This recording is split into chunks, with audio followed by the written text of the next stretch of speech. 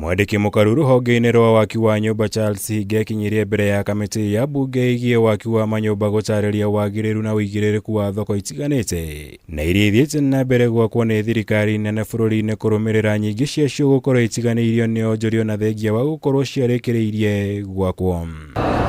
Akihuthira mwekio Hinga niendekithirie uramati na ugai wa thoko ici kuri onjoria UIYUKIO ni thirikari nene kuma kuri thirikari cia kaunti niguo gwithema uteti uria wiyumiragia gwakinya ni ugai wa thoko ici kuri onjoria na uria ucungagiriria nyingi ciacio gutigwo itari na onjoria na thengia wa mamilioni ma mbeca gukorwo ihuthikite hari waki wacio.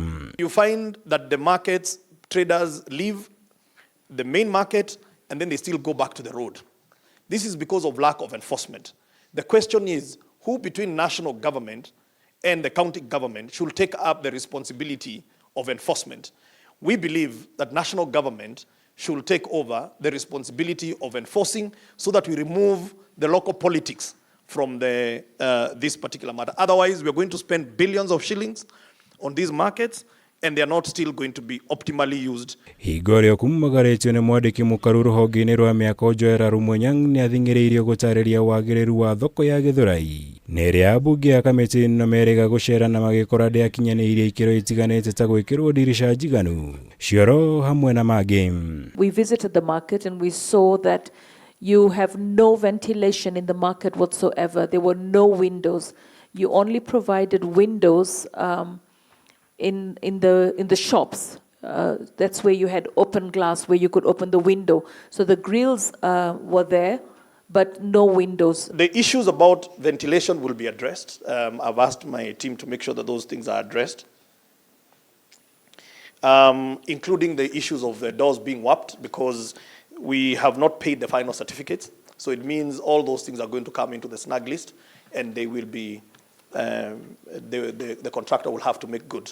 Kamiti ino iria tongoragio ni mubunge wa MWANDIKI Johana Ng'eno ningi ni irathuthuria kiria giacungiriirie waki wa thoko ya Githurai kwambata nginya ciringi bilioni 1 kuma milioni 500 guku Hinga atariirie uria kaunti ya Kiambu yangathirie kuneana milioni 300 cia waki wa thoko ino na thengia wa gukorwo meraniire. If you had an understanding with the Kiambu County that they would contribute 300 million, why have you let them go off easy? You're supposed to hand over the market to them. Shouldn't you right now hold them to account to refund that 300 million so that you can then hand over the market to them? As an architect, engineer, you tendered without going to site? Then I'm questioning, are you really meeting your professional obligations? Can we trust you with more projects in this ministry? That is your conclusive submission.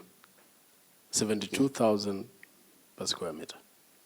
Yes, including costs that are not related to the phase one. And I want you to know that you are on record. Yes. Your submission is 72,000 per square meter. Is that the correct position?